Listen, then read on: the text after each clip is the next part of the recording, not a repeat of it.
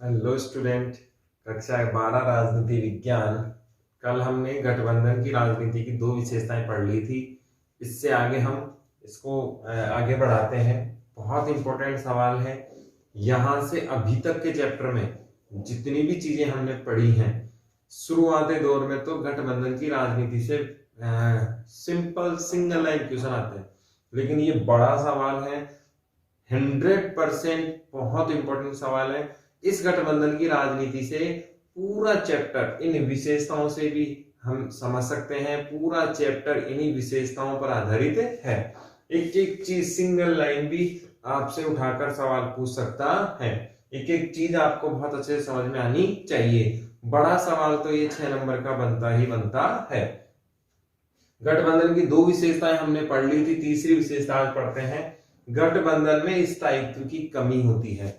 अब हमने दो गठबंधन तो बड़े बड़े पढ़े थे। पहला गठबंधन हमने एनडीए पढ़ा था, जिसका नाम था राष्ट्रीय जनतांत्रिक गठबंधन, नेशनल डेमोक्रेटिक अलायंस, और उसमें बीजेपी बड़ी पार्टी होती है। दूसरा यूपीए, जिसको हमने संयुक्त प्रगतिशील गठबंधन के नाम से भी जाना जाता है।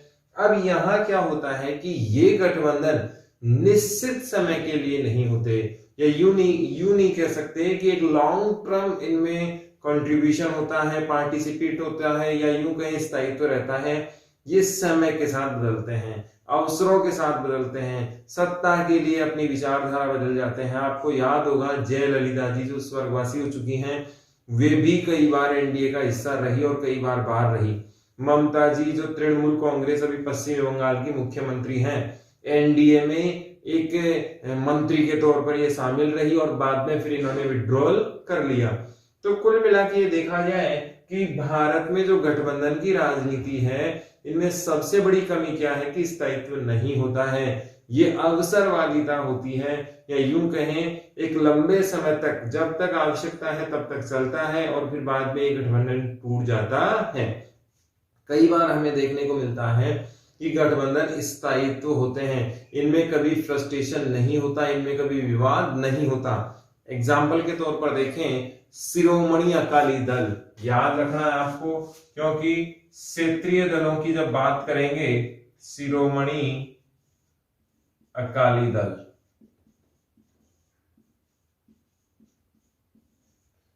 यह है पंजाब का, और आपको याद होगा प्रकाश सिंह बादल,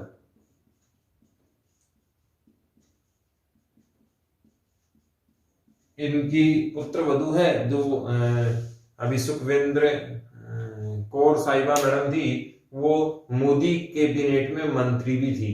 प्रकाश सिंह बादल उम्र में बड़े हैं मोदी जी से, इन्होंने चरण स्पर्श भी किए, बहुत अच्छी कंट्रीब्यूशन इनमें थी, बहुत अच्छा सहयोग इनमें था। आपको याद हो जो अभी तोमर साहब हैं, नरेंद्र सिंह तोमर जी जो कृषि मंत्री हैं भारत के, उनकी जगह ये कौर मैडम ही थी पहले। जब इन्होंने इस्तीफा दिया तब तोमर साहब को अतिरिक्त भार दिया गया है।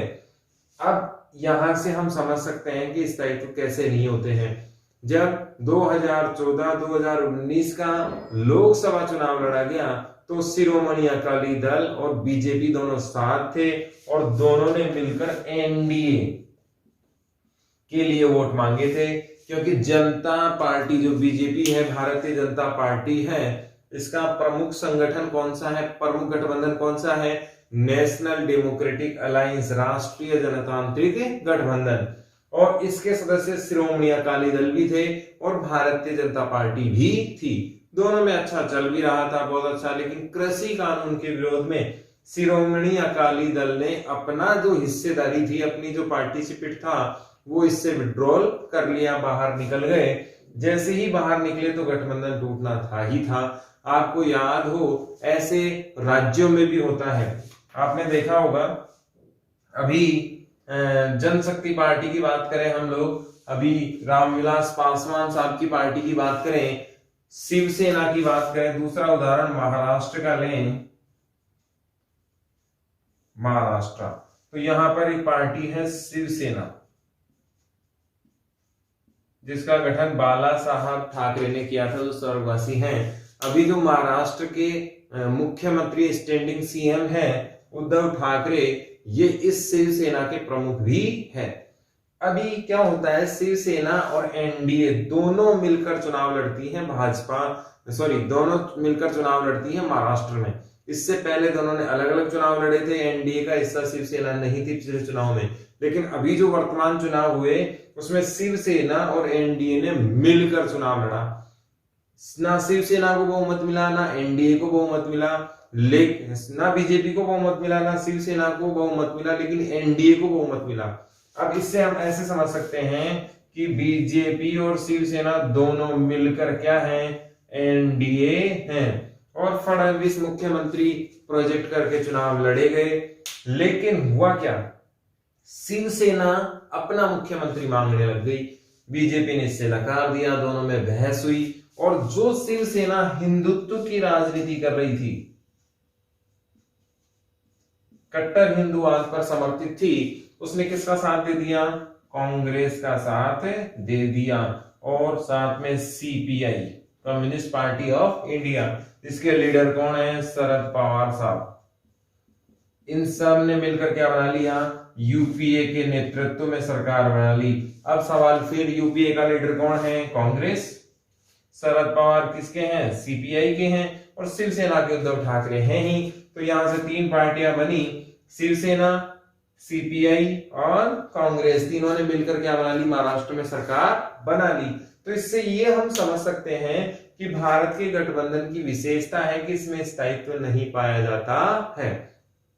आपको जरूर याद रखना है, बोर्ड में एक बार सवाल पूछा गया था, दो लोकल पार्टीज के नाम लिखें, 2 लोकल पार्टीज नेम। तो आपको 2 स्थानीय दल जरूर याद रखने हैं, जैसे पीडीपी स्थानीय दल है, शिवसेना स्थानीय दल है। आपको याद रखना है, राष्ट्रीय दल वे दल होते हैं जिनको निर्वाचन आयोग राष्ट्र दल की मान्यता देता है। इनमें से शिरोमणि अकाली दल स्थानीय है, पीडीपी स्थानीय है, आम आदमी पार्टी स्थानीय है, और आपको ये ध्यान रखना है। अब यहां से सवाल क्या क्या बने, आपको जरूर ध्यान रखना है, एनडीए से भी कौन निकला है, शिरोमणि अकाली दल निकल गया है। और भी बहुत सारे दल अलग हो रहे हैं, इसलिए हो रहे हैं क्योंकि इनकी विचारधारा नहीं मैच करती है, सत्ता की राजनीति यहां पर हावी हो जाती है। तो पहली विशेषता यहां बहुत अच्छे से समझ में आ गई कि हमारे देश में जो गठबंधन है वो स्थायी नहीं होता है।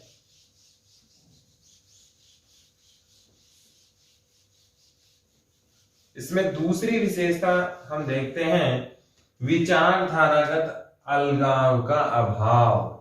अब यहां क्या होता है कि हमारे यहां बहुत सारी विचारधाराएं पाई जाती हैं। हम जानते हैं प्रत्येक दल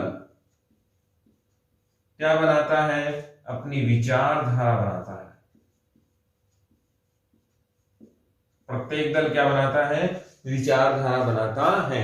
अब इससे थोड़ा सा साइड में हट के एक साइड स्टोरी यहां पढ़ना बहुत जरूरी हो गया, क्योंकि अगर इसे नहीं पढ़ेंगे तो फिर मामला आगे बढ़ने वाला नहीं है।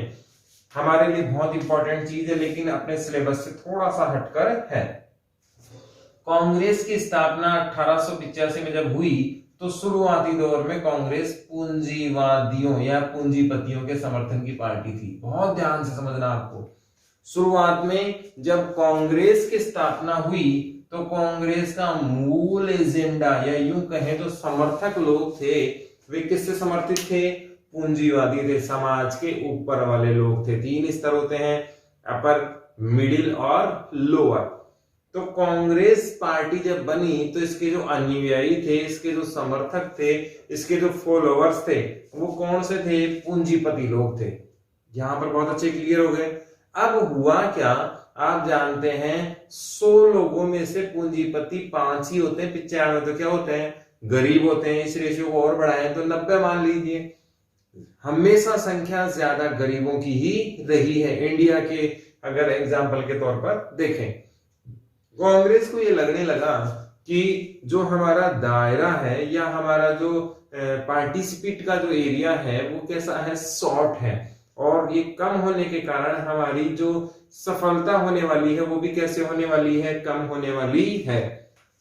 ऐसे में नई पार्टियां निकल कर आई।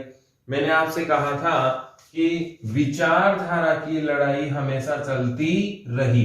कांग्रेस की विचारधारा से अलग विचारधारा अगर किसी की आई, या यूं कहें सत्ता अगर नहीं मिली या पद नहीं मिला, तो उसने अपना रास्ता किससे अलग कर लिया? कांग्रेस से क्या कर लिया? अलग कर लिया। और क्या बना ली? नई पार्टी बना ली। आपको अभी लेटेस्ट खबर मिल रही होगी आजकल में ही कि कांग्रेस पार्टी शरद पवार को क्या बनाना चाहती है? अध्यक्ष बनाना चाहती है, क्योंकि सोनिया गांधी जी का स्वास्थ्य सही नहीं है, राहुल गांधी जी के नेतृत्व में सफलता नहीं मिल रही और राहुल गांधी जी का नेतृत्व का विरोध भी हो रहा है। तो तीसरे ऑप्शन की अगर तरफ जाएं तो गांधी परिवार के अलावा तो कौन है? शरद पवार है। अब आप फिर सवाल यहां पर पूछेंगे कि सीपीआई का लीडर कांग्रेस का लीडर कैसे हो सकता है? क्योंकि सीपीआई अलग पार्टी है, कांग्रेस अलग पार्टी है। आपको याद रखना है 1999 में ही ये सीपीआई अलग हुई थी कांग्रेस से, और उससे पहले क्या थी? ये एक ही पार्टी थी। 99 में सीपीआई शरद पवार साहब अलग हुए, अब किसी मुद्दों को लेकर अलग पार्टी बना ली। उससे पहले ये कांग्रेस का ही हिस्सा थे। अभी विलय कर लेंगे तो कांग्रेस वापस वैसी की वैसी। तो यहां हमें एक बात समझ में आ गई कि जिसकी सोच कांग्रेस से नहीं मिली, जिसका थिंक कांग्रेस से अलग हो गया, जो मानते थे कि कांग्रेस सही रास्ते पर नहीं जा रही, जिनको पद नहीं मिला, जिनको सत्ता नहीं मिली, जो वे उन्होंने क्या बना ली? अलग पार्टी बना ली। अब कांग्रेस के जस्ट बाद जो पार्टियां बनी उनका एजेंडा था गरीबी। ये आपको थोड़ा सा ध्यान रखना है। कांग्रेस से जो पार्टियां क्या हुई? अलग हुई, नई पार्टियां बनी। उस जमाने में यानी कि ये दौर है लगभग आजादी के जस्ट पास का, और 5-7 साल पहले, यानी कि 40 से लेके 70 की घटना ये है। 40 में बहुत सारी नई पार्टियां बनी, लेकिन आजाद भारत नहीं था, इसलिए इसका कोई इंपॉर्टेंस नहीं था। तो शुरुआती 20 सालों की बात करें तो गरीबी पे फोकस करके बहुत सारी पार्टियां यहां पर बनी। अब जैसे ही गरीबी पे फोकस किया तो कांग्रेस को भी बड़ी टेंशन होगी कि भैया ये तो मेरा एजेंडा ही लेके चले जाएंगे और ये मेरे बड़े एक क्षेत्र को ये खा जाएंगे। तो कांग्रेस ने किसका साथ देना शुरू कर दिया? गरीबों का साथ देना शुरू कर दिया। और फिर धीरे धीरे ये चहुमुखी सबको साथ लेकर चलने लग गए।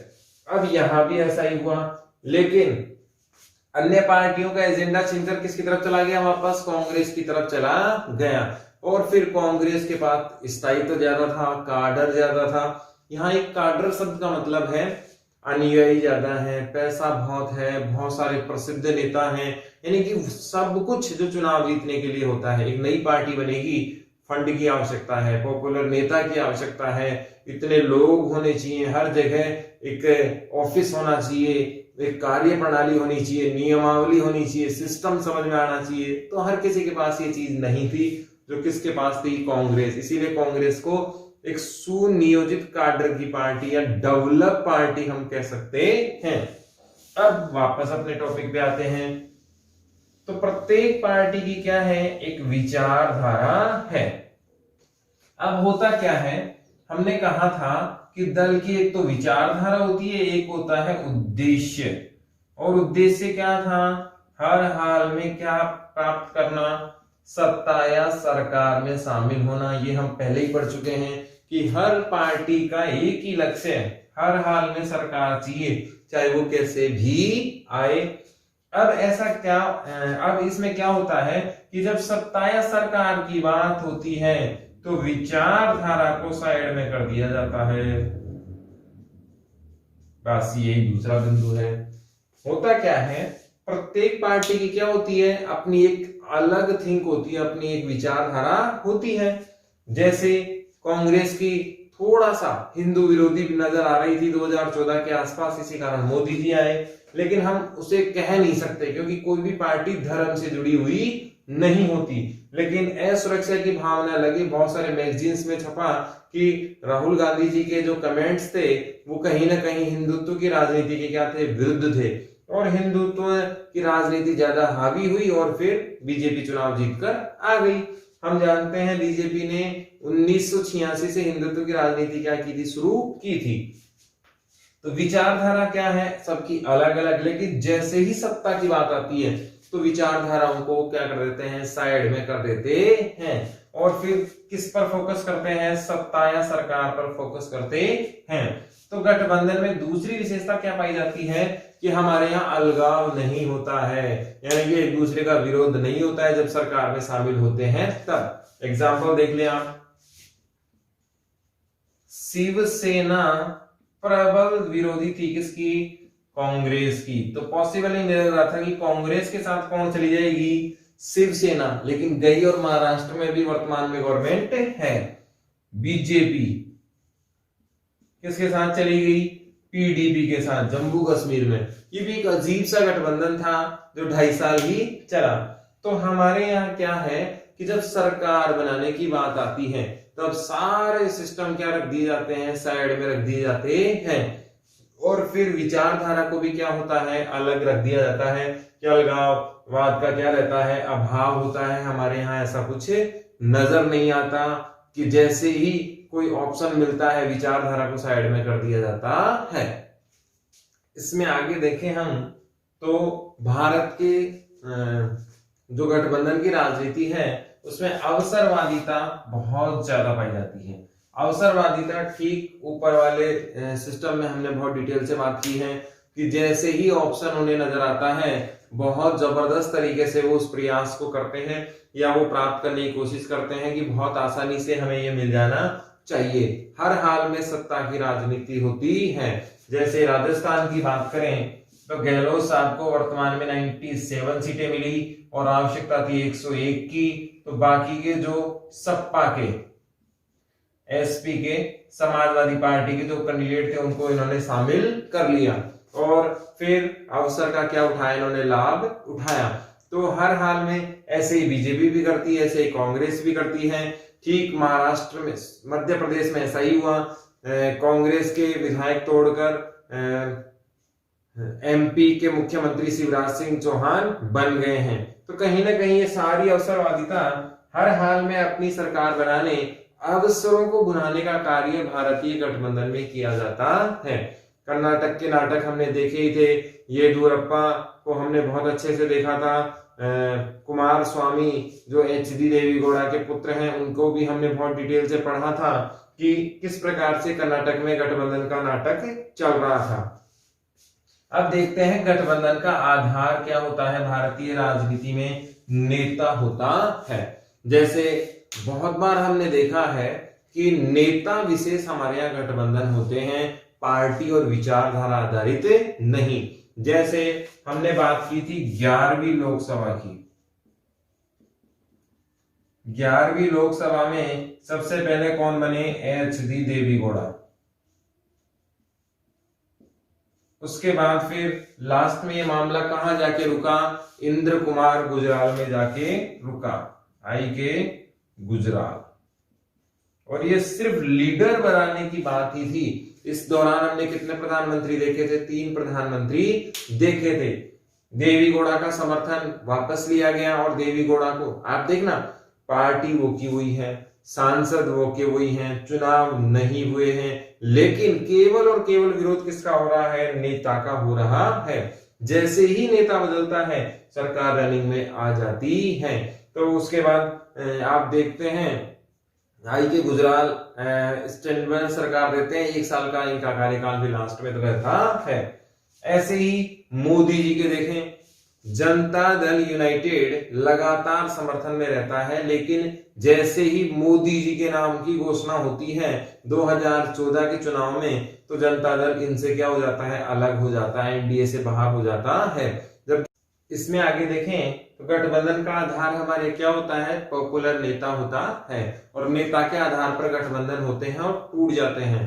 हम बात कर रहे थे एल.के. आडवाणी की, लाल कृष्ण आडवाणी के नाम पर सब सहमत थे, लेकिन जैसे ही नाम का अनाउंसमेंट नरेंद्र मोदी जी का हुआ, सब लोगों ने बाहर जाने का रास्ता देखा, क्योंकि वो जानते थे इतना युवा हमारा लीडर नहीं हो सकता। निषेधात्मक राजनीति वेरी इंपॉर्टेंट है, ये आपको याद रखना है, इससे डायरेक्ट सवाल भी आ सकता है। भारतीय गठबंधन की विशेषता निषेधात्मक आधार पर राजनीति है, स्पष्ट कीजिए। तो वेरी इंपॉर्टेंट चीज है, आपको याद ही रखना ही पड़ेगा। निषेधात्मक राजनीति क्या होती है?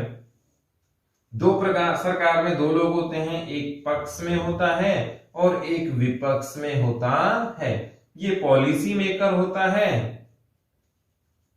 नियम बनाता है, और ये उसकी क्या करता है? समीक्षा करता रहता है और उस पर आचरण को अमल में लाने के लिए सवाल करता रहता है, सवाल पूछता है, नियम के विरुद्ध जाने पर आलोचना करता है। कुल मिलाकर ये जांचने का काम करता है कि सरकार वास्तव में जो कर रही है वो सही भी है या नहीं।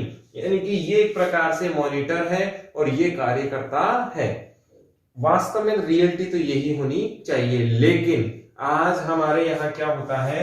विपक्ष का जो मूल कार्य है, सरकार की समीक्षा करना, सरकार की आलोचना करना, सरकार गलत नियम ला रही है तो उसके प्रश्न पूछना, सरकार के कार्य को नियंत्रित करने की कोशिश करना, संविधान के विरुद्ध जा रही है तो उस पर फोकस करना, ये सारे विपक्ष के काम होते हैं।